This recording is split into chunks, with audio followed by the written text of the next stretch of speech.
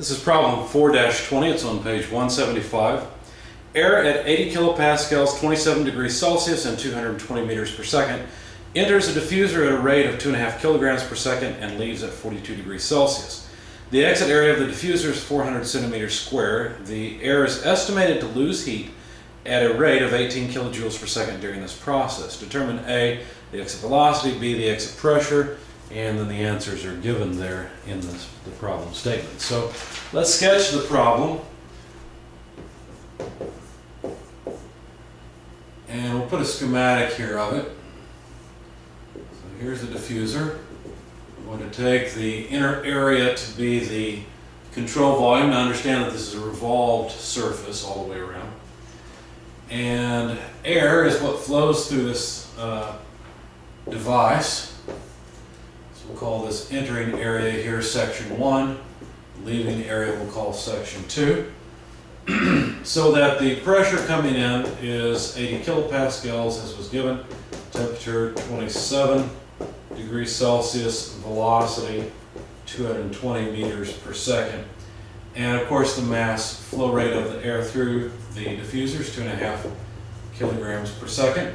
The exiting temperature 42 degrees Celsius, and the exiting area 400 square centimeters. Now we're trying to find the exiting velocity.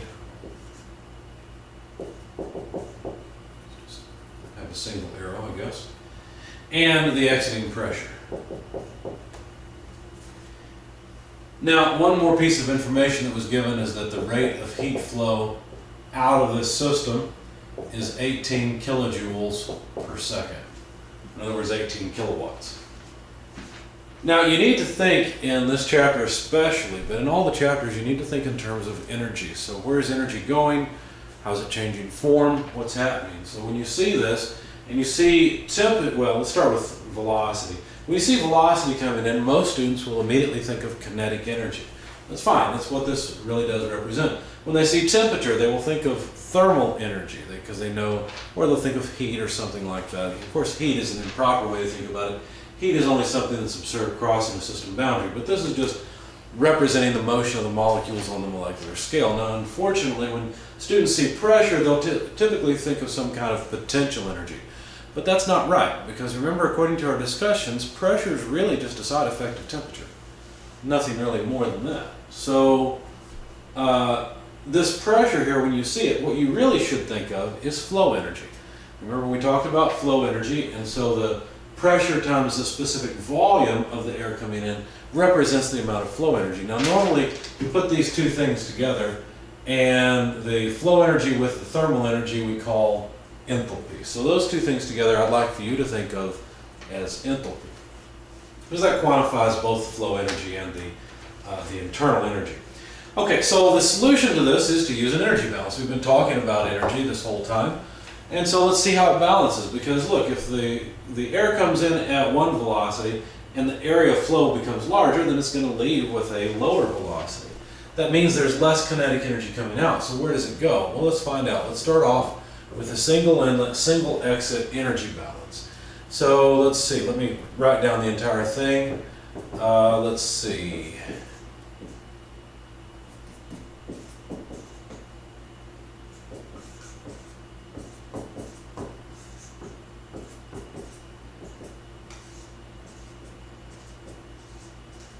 Oops.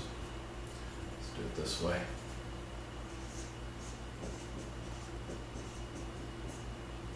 Just barely made it.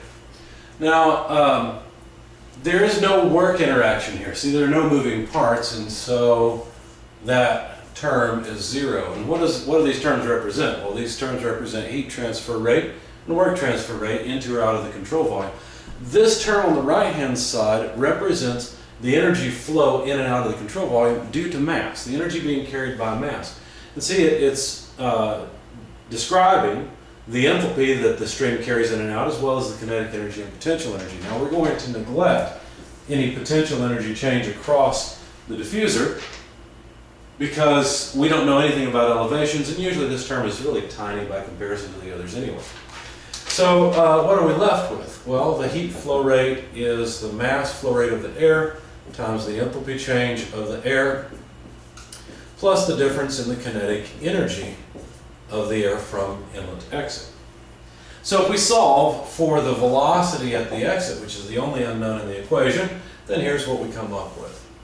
It's 2 times the quantity of the heat transfer rate over the mass flow rate, because notice that's the first thing we do is divide that out, plus the enthalpy change across the diffuser, plus the incoming kinetic energy.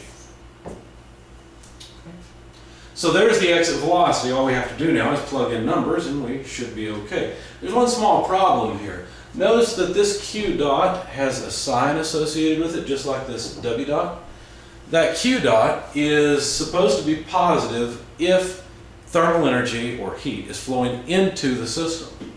But here we have heat flowing out. So really, this Q dot is different than that Q dot. Really, this is Q dot out. And Q dot out will have to be plugged in here negative. So we need to plug in a negative number there. So let's continue, I guess, down here. No, let's write one more line. V2 then equals root 2 negative Q dot out over mass flow rate. Now what about this enthalpy change? I don't see any enthalpies here, but I do see temperatures. Now, one thing you need to get used to is that enthalpy goes with Cp delta T, and internal energy goes with Cv delta T. Since we need a change, I should say delta H, really then we can make these equal signs. Now these are approximations, but they're close enough for what we're going to do. We're not interested in this one because we need a change in enthalpy. Here's the change in enthalpy we'd like. So let's simply write it as Cp T1 less T2. Finishing off the equation, there we go. So now we're to the point where we can actually plug in numbers and hopefully get the exit velocity. Now there's going to be some conversion factors in here, so let me take some more space. The heat loss rate is 18 kilojoules per second. The mass flow rate is 2.5 kilograms per second. You see the seconds go away and we have kilojoules per kilogram.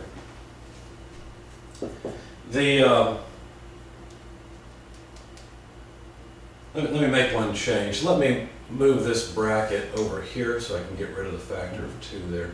That'll help us out a little bit later. So this will be V1. All I did is I just canceled the 2 here so that I could bring the V1 squared outside of the bracket. Anyway, back to our problem. So we've plugged in this part, and I need to not forget, I've got to put the negative sign on it. Now we need the heat capacity of air. If you look it up, you can find the heat capacity of air as a function of temperature. I'll just take it at, I believe, 300 Kelvin. That's where you normally take it. If you go to the back of the book, look in the appendices, look at Appendix 1, and that would be page 843, and you'll see the heat capacity of air, C sub P, at 300 Kelvin on page 843.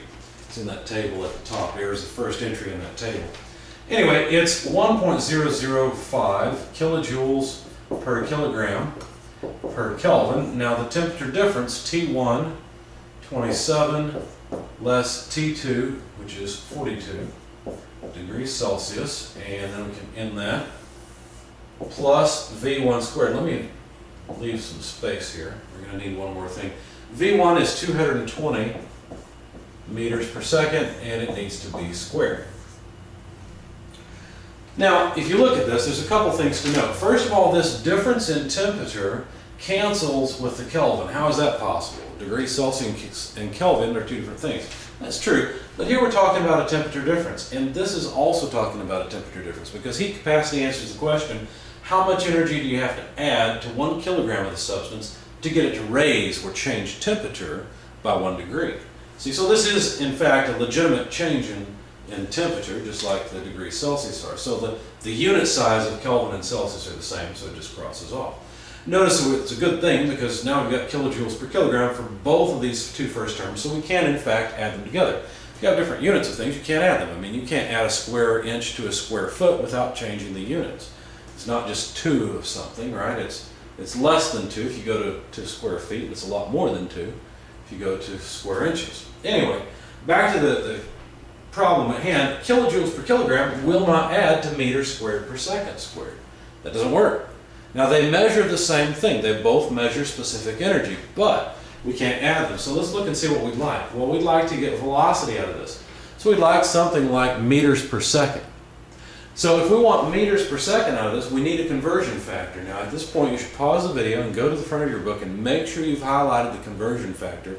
It says 1,000 meters squared per second squared is equal to 1 kilojoule per kilogram. That's the conversion factor we need.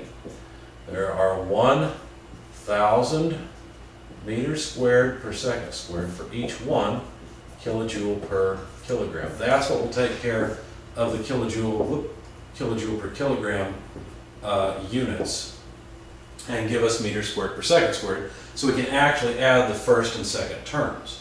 Now the other factor that you need, or conversion factor that you need to highlight in the front of your book, is the one that converts square feet per square second to BTUs per pound mass, and that one's 25,037. It's in the front of your book also. You should highlight both of them. They're both under the energy area. Okay, so finally we have consistent units here. We'll have meters squared per second squared, which when we take the square root, we'll have meters per second. Plug all this into your calculator. You'll find that it is, oh, by the way, of course, notice I didn't put in the correct order. This is in fact a negative difference, so we've got a negative number here. That is correct. Anyway, you'll find that it's 62.05 meters per second. That's the velocity of the exiting stream coming out of the diffuser. Now, what does this all mean? Well, notice the only positive term was this kinetic energy term. The other terms were negative. What does that mean? Well, that means that this kinetic energy gave the heat transfer, that's where it came from, and the increase in temperature. So both of those things, the increase in temperature and the heat loss, came from kinetic energy. And so the exiting kinetic energy, not surprisingly, is lower. And the exiting velocity, as an extension of that, is also lower. So part B, the next thing we need to do is find the pressure at the exit. Now it's a common feature of these problems that if you use the energy balance, which we have, then you'll have to use the mass balance afterwards. So let's just try that and see what happens. So the mass flow rate can be written as density times velocity times area.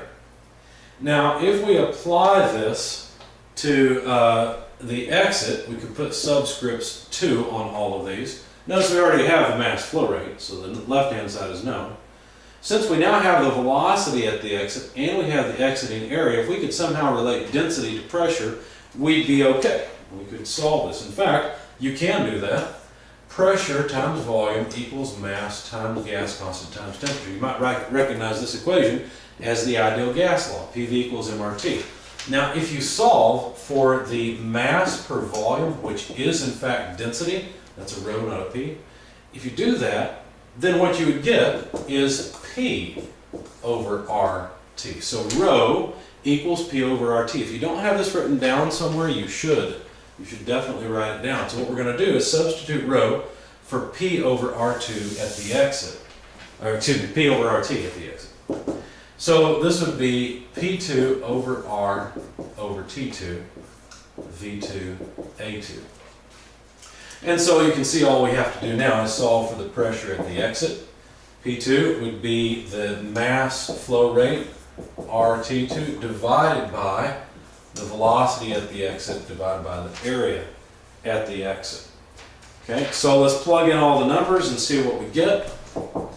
2.5 kilograms per second, mass flow rate. Gas constant R is 0.287 kilojoules per kilogram per Kelvin.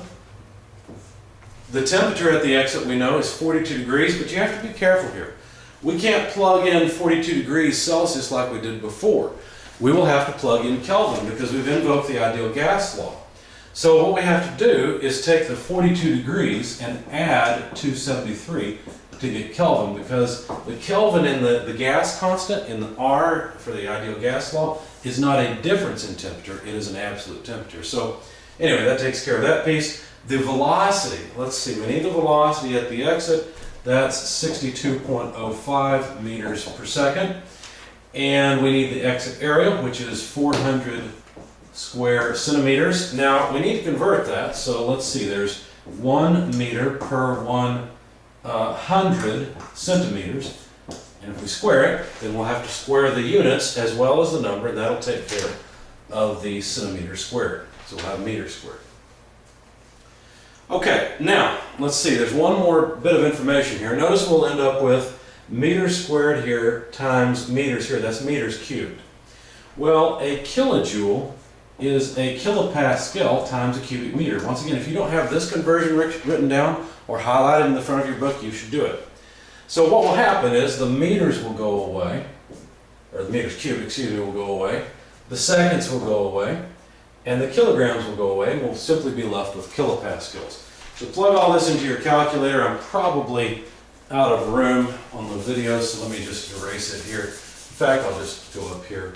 We found the exit velocity, 62.05 meters per second. The exit pressure, plug all that in your calculator. You'll find it's 91.06 kilopascals. So we got these two things from the energy balance and the mass balance.